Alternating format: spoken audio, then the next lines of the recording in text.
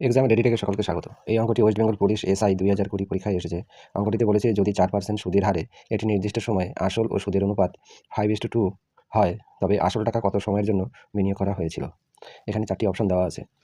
এখানে দেখা যাচ্ছে শুধুমাত্র অনুপাত দেওয়া আছে, একটা আসল আর একটা হচ্ছে সুদের। তাহলে আমরা এই অনুপাত থেকে ধরে নিতে পারি প্রিন্সিপাল 5x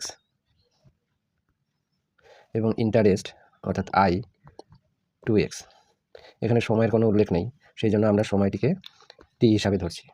এখন সরল সুদের সূত্র অনুসারে P R T by 100 is equal to I, বা আমরা বলতে পারি I is equal to P R T by 100। এখন পি এর বদলে আমরা লিখব 5x, আর এখানে 4% দেওয়া আছে, তাহলে আমরা লিখব 4, আর টি দেওয়া নেই, টিটাই বের করতে হবে আমাদের, অর্থাৎ পিকে আমরা এইভাবেই লিখলাম। এবার বাই 100, এটা ইজ ইকাল টু আই এর মান এখানে 2x।